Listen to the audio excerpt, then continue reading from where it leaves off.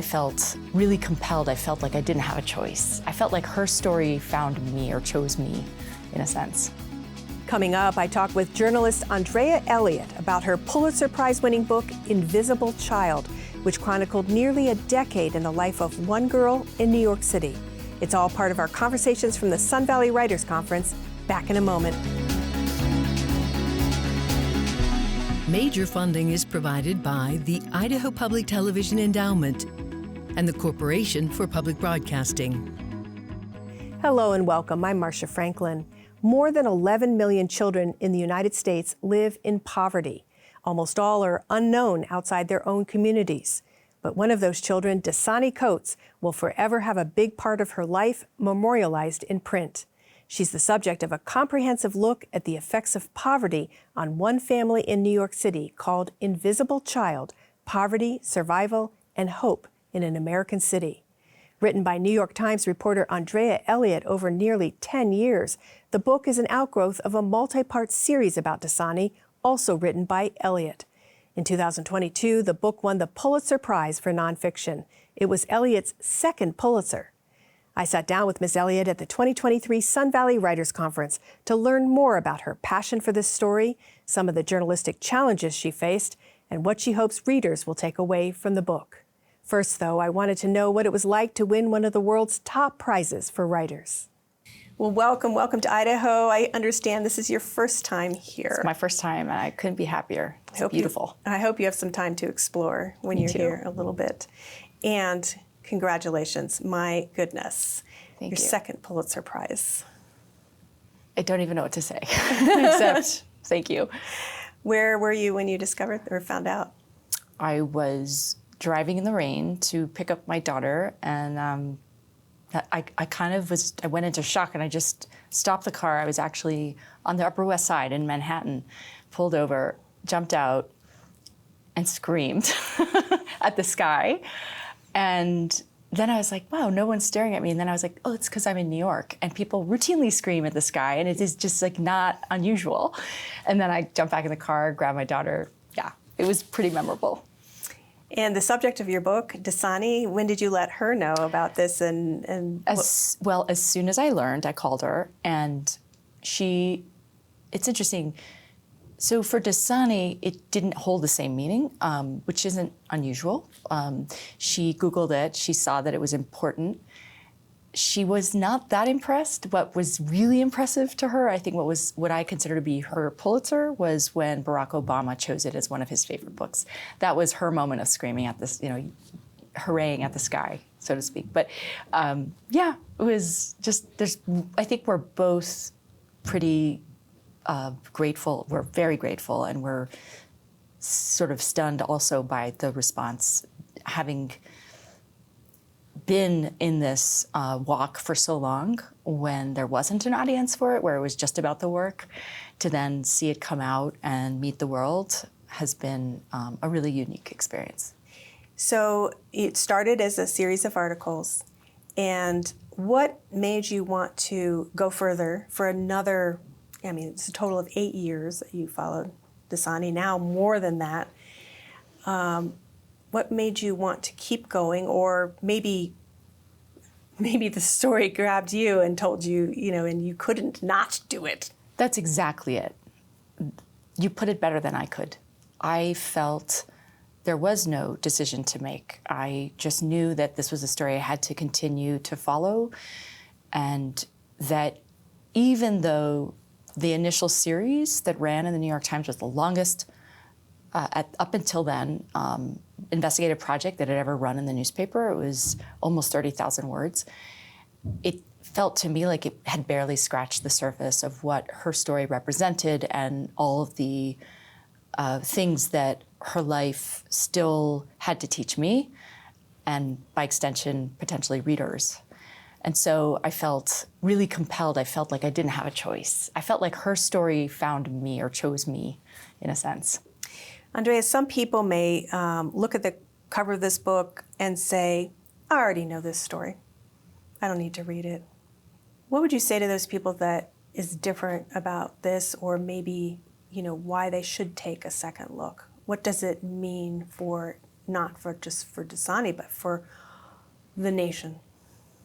So I think readers often have that response of, I know this story. And what will win them over, and you kind of have to do this early on as a writer, is both to show them a world that they actually thought they knew, but actually exists and they don't know, which is this world of surprise.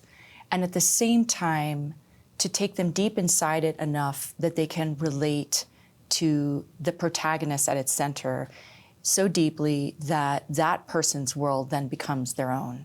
That's what I wanted from the earliest days, because I got to know Dasani really well. I spent so much time with her, witnessing her struggles, and started to see them with new eyes, and felt that her problems had become, in a way, my own problems. And that's the kind of thing you want the reader to grasp onto, is this feeling that there's very little distance between them and the story, right? That they're in it with her. They're rooting for her, which I was. So I think the book kind of just translates a lot of what I was experiencing as a reporter onto the page. If you look at the cover of this book, you might assume that this is what has become a kind of typical story in the narrative of poverty in America, which is that it's a story about a kid who escapes, who makes it, who quote unquote beats the odds. We have so many cliches to attend to that message, right? Because it's become such a romantic part of the story that we tell ourselves about America, that if you work hard enough, meritocracy is real and it will see you through. And what I think Dasani's story does is it turns that narrative on its head. Because what you see with her is this kid who has so much potential, but who faces barriers that are so much greater than any one kid's potential could ever meet. And that is, I don't think that is exceptional. I think that that's actually representative of most kids who are in her shoes. The vast majority of children who are stuck in poverty in America don't have a chance of getting out because they are, the odds are stacked against them. And yet we celebrate the one who got out. And that then lets us off the hook in a sense. So I think that that's what's really important about her story is you see all of the things incrementally on the ground day after day after day that she, a kid like her, is up against. And it causes us to question concepts like grit, for example, this notion that if a child has enough grit, enough discipline, enough wherewithal, enough, all of these things that our culture kind of assigns as the right things to have in order to more than survive, to thrive, that they'll make it. She actually needed a very different set of skills to survive the streets. It wasn't about delaying gratification or discipline, or it was about being very attuned to the present. It was about protecting herself from threats. And so that's a very different skill set that doesn't translate easily to this notion of what makes a successful kid in America. Tell us what attracted you immediately to Dasani to be this central character, because I know you did a lot of research. You wanted for the series, initially to see poverty through a child's eyes, and you kind of interviewed or, a lot of kids, or you talked to a lot of, and there was just something about Dasani that ultimately was a force field. Dasani is a force field. Dasani, the day I met Dasani, I was standing outside her homeless shelter in Brooklyn. It was a crisp day in October of 2012. And I'll never forget the moment I saw her and her mother and her siblings walking out. They were very united, and they just had a presence about them. And she in particular stood out. She was very little for her age. She was 11 at the time, and just really chatty, which is a skill or a trait that is helpful when you're trying to find someone to write about. You want that person to want to talk, right? That's our way in. That is our connection to the people that we're writing about is through words. And so a lot of the children I had interviewed up until that point were reticent, understandably, or shy, or struggled to explain things. She was the opposite. She wanted me to know everything. She was full of life in the way she spoke. She was full of humor. Humor is a very high form of coping, of course, and it's a very interesting window into the way that people think about their lives. She was just cracking jokes and also giving life to her struggles and being able to narrate, basically, what she was going through. And that just immediately stood out as very promising. And even if she wasn't all of that, she just struck me as a hopeful kind of kid. Like the kid that you immediately, and her siblings were too, but there was something, because she was always the oldest and the one that was in charge of them, especially kind of endearing about her. And I felt compelled to get to know her immediately. She just drew me in. She was also clearly gifted. She was on the honor roll, and she had all of this promise about her. And I think in those early days, I bought into that story, like a lot of people do, that I want to write about the kid who makes it out. I want to see, something hopeful happen. This is a natural instinct. It's the way that we survive the world, I suppose, is by looking for hope. And looking back now, I see that was somewhat misplaced because, of course, what she was up against was way too much for anybody to possibly survive. And some kids do get out, as I said before, but most don't. And so what I really wound up seeing was this experience over almost 10 years of somebody with tremendous potential and gifts being knocked down again and again and again, and finding new ways to get back up. So I find tremendous hope in her story to this day, but it's a different kind of hope. It's not defined by the measure of success that we typically give to the American story of making it out of poverty and into the middle class, going to college. She did enroll recently in community college, but it didn't work out. And now she's actually, though, working as a home health aide. So she has made strides forward. She's doing really well by her own sort of definition of success. And I think that's really the only one that matters.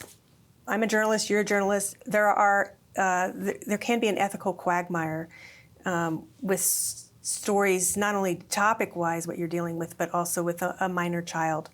So talk me through some of the ethical challenges that you faced. I mean, first of all, she's loquacious. Yep. She could, you're a reporter, you're writing, by the Yep. way, you have like a magic pen, right? Yes. That records it's an audio recorder at the same time as you're writing, As it writes, right? correct. So you're recording everything. What, if any, were the sideboards or the arrangement that you had with her, the understanding? I mean, you're not going to have her sign a contract or whatever. No. About what you were doing and how you would, protect her in a way from... Right. Such a major and huge question you've just asked, and I'll do my best to answer it. From the very beginning, I was wrestling with the ethics of this. And one of the ways early on that we, the newspaper, the New York Times, before this became a book, decided to try to protect Dasani was to not include her last name, was to shield her from that kind of scrutiny. And of course, the cover was blown after the series ran. And so I think that there will always be an asymmetry of power embedded in any reporter-source relationship, even when among adults, because we hold the keys to the story as a reporter. We're reporting, they don't control our words, they don't control our analysis. They're simply sharing their story and hoping for the best. And so I just felt this great burden to get it right, more than anything. One thing that I think was very important to our process of trust was that their story was published at the very beginning of this book process. It was only 1/8 of what is in the book. And I think they could see, this is how she writes, this is how hard she tries to get it right. Didn't you, with Dasani, say, I mean, you can't say off the record to a kid. They don't Private. understand that. But you had this word. Private. Tell me if it's private, Yes. and then I won't. If write something it. is private, that means you don't want the world to know. Everybody can understand that. That's clear. She, to my memory, never once invoked that right. She was extraordinarily open. She was extraordinarily brave in sharing her story. Was there any pushback that somebody who is not from the community itself, an African American, would be telling this story? In 2012, when I started this story, there was no pushback because I think, in large part, this very needed national conversation had yet to occur that we saw later in the aftermath of George Floyd's murder. So I think this reckoning began to really happen later on. But this is a very important question. The question I think you're getting to is who gets to tell a story and who should tell a story. And all I can say is that I've been on both sides of it. I wrote about Latin American immigrants very much like my own family for the Miami Herald in 2000, 2001. My father's American and white, and my mother is from Chile, and so I identify as both. I was considered to be an insider, and there were great privileges that went with that, and also problems. People didn't feel compelled to explain themselves to me because they thought I just got it. They probably also expected me to be on their side, so to speak, rather than there as a journalist trying to get many sides. I think as journalists, no matter what our background is, we are wired to go into territory that isn't ours. We're curious creatures, and we're not supposed to stay in our own lane. The more different the lane is, the greater the burden is on you in terms of thinking about your own lenses, your own blind spots, your own limitations potentially, and trying your best to get it right. I mean, ultimately, they were comfortable with you, and that's the important thing. It's also that I was a little different that made them comfortable, and I wrote about that. That they heard it was when Chanel, her mother, heard me arguing with my mother in Spanish on the phone, that she ceased to see me solely as a professional asking questions and began to see me as a human being. That this is a person with a mother. And by the way, this is a person with 2 daughters.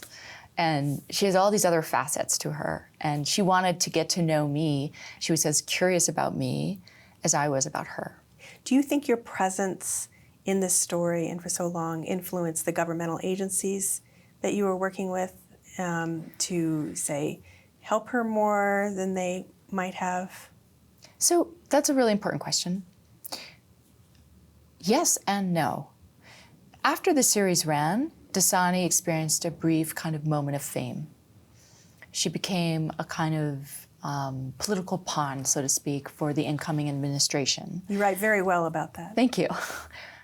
Nothing changed dramatically other than after the series ran, they left about 6 months later the shelter system and went into Section 8 housing. So that's potentially something that maybe came as a consequence of the attention that was foisted upon this family.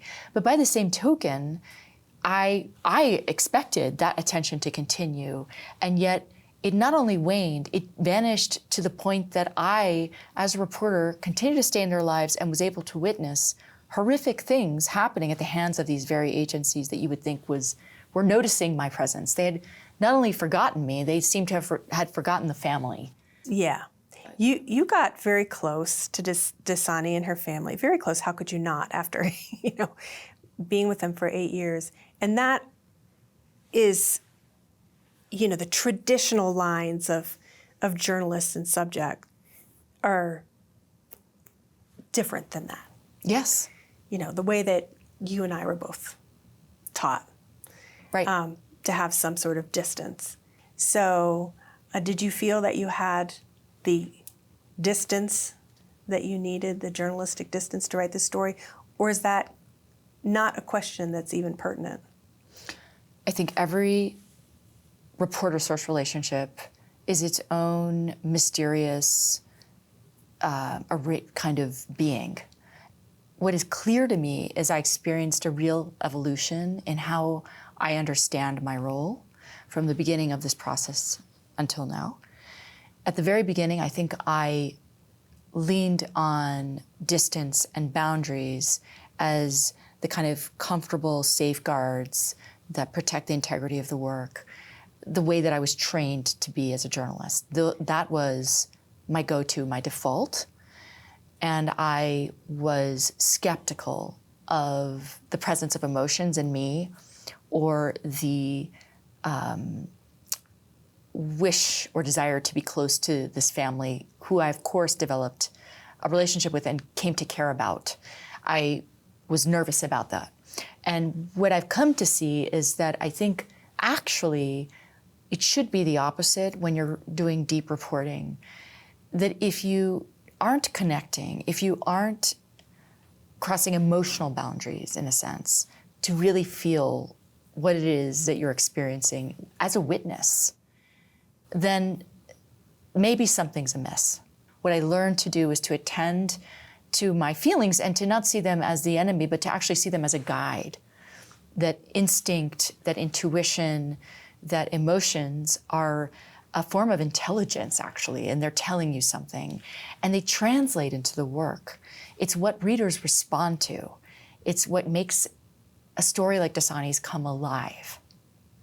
And the distance is actually what can often feel stilted on the page or something not to trust.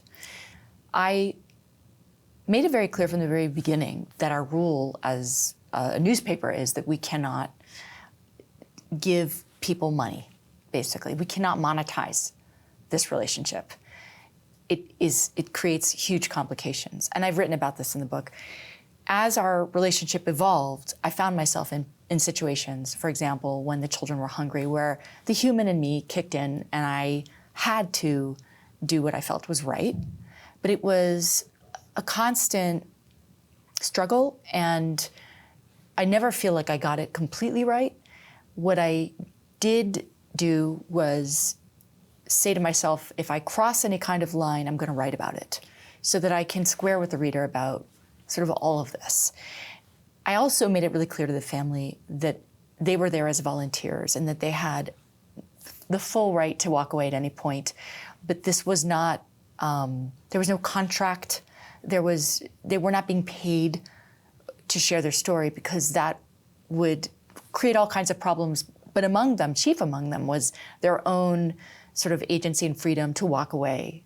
Once we were completely done, I could then share with them what I had always intended, which was to share meaningfully in any proceeds that come, and that information is on my website. So it's very, very important to me that the family benefit directly from this. This is their story.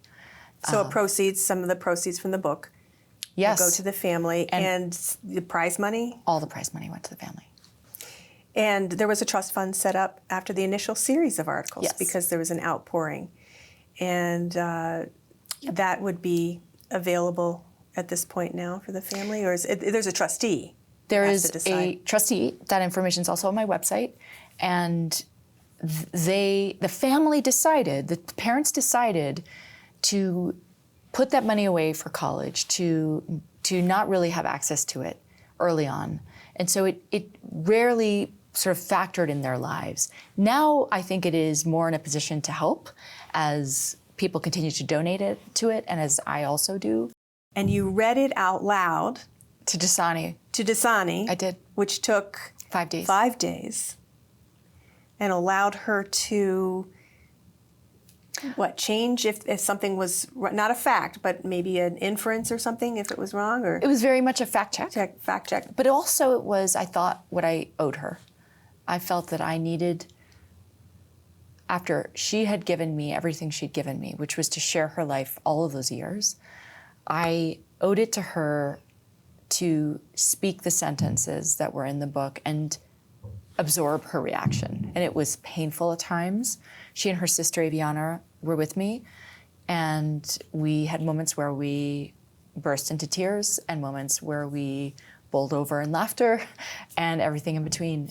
By the end of those 5 days, we reached the very end. I had Dasani read the last paragraph, and I actually videotaped this. She read the last paragraph out loud, and then she said, "Are we at the end?" And I said, "Yes." And she said, "The end of the book?" And I said, "Yes." And she said, "Hallelujah." And she jumped on the dining room table and started dancing. And I think it's because she was so tired of hearing my voice. And she just was so happy to be at the end. But yes, I think it was really important. I was trying to get constantly inside her head. And the only way you can do that is with someone's permission. And not just permission, but a deep form of sharing, a constant and deep form of exchange. I got so tired of me calling her up and saying, "What were you thinking in this moment? Can you let's try to revisit it." And I tried to do it as soon as I could after something had happened so that it was a fresh memory, because we all know that memory is really flawed. And so to get inside of her head and then to try to describe things from her perspective really required a collaboration, in a sense, of me going back and forth with her. "This is what I've written. I'm going to read it to you. Tell me if something sounds wrong." And so by the time I read the book to her, I think she was very prepared, but it was another thing to hear it. So many writers I talk to, inevitably their books are optioned for movies or TV series. Is that something in the works for this? Dasani's very interested in this, as is Chanel, and so we're working as a team to hopefully see this through and make her story live in a different medium, which would be film or television. More news to come on that. And finally, what do you hope people take away from this work? I want people to read this book and, like I have experiencing it as a reporter, be unable to walk away feeling the same way about the world. Maybe that's too big of an ask. I want them, though, to see Dasani and then to be unable to unsee her, in a sense. I want her to live inside of them. Well, she certainly did for me as I read this book. Thank you, and congratulations again on all the success with it. And I really look forward to hearing not only from you more, but also from Dasani as she makes her way through the world. Thank you so much. Thank you. You've been listening to Andrea Elliott, who won a Pulitzer Prize for her book, Invisible Child. Our conversation was recorded at the 2023 Sun Valley Writers Conference. My thanks to our team and to conference organizers for inviting us back for our 16th season at the renowned event. If you'd like to watch any of the 75 interviews we've recorded at the conference over the years, check out our website. You'll also find them on the Conversations from the Sun Valley Writers Conference page on YouTube. I'm Marcia Franklin. Thanks so much for spending time with us.